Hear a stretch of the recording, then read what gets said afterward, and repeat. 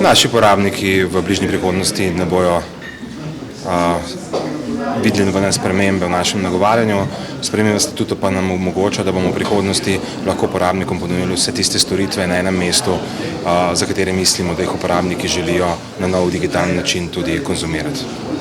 Telekom je, kot veste, portfeljska naložba, kakšnih novosti glede prodaje družbe Telekom Slovenije ni.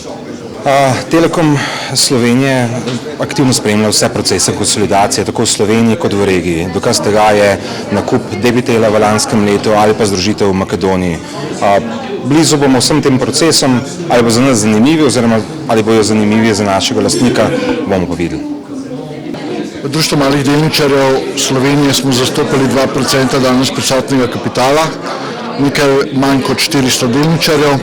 Večinsko smo podprli vse sklepe. Edino, kar nas je skrbelo, je izpostavljenost do tožb. Veseli nas, da se ta izpostavljenost manjša in upamo, da bomo na tem naredili tudi več v naslednjem letu. Seveda smo pa veseli, da je Telekom Slovenije ponovno začel vlagati v omrežje, saj vidimo tu možnost razvoja, saj optični kabel omogoča trženje najnovejših tehnologij, ki se vse bolj uveljavljajo v telekomunikacijah. Seveda razumemo, da v času, ko si se prodajal, ko si imel veliko aktivnosti, verjetno tudi odprodaja določenih deležev, racionalizacija, je družba ne uspela tako biti dobičkonosna. Veseli nas, da je rezultat se izboljšal, EBITDA je boljša, torej verjamemo, da je tudi dobičkonosnost v obliki bilančnega dobička v naslednjem letu vsaj na tem nivoju in računamo, da bo dividendna politika tudi z zmanjševanjem stroškov vseh, tako delavskih kot drugih storitev, privedla do tega, da bo res Telekom Slovenija vitka in ukrepna družba.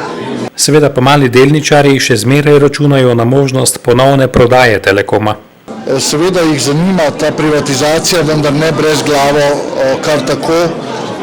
Privatizacijo je potrebno pripraviti in najbolje je pripraviti družbo tako, da je vitka, da ti opravi same racionalizacije, povečaš EBITDA, saj vemo, da ponovadi ceno računajo kot večkratnik EBITDA in če se bo EBITDA povečeval, bo to pomenilo tudi morebitni večji izplen za delničarje.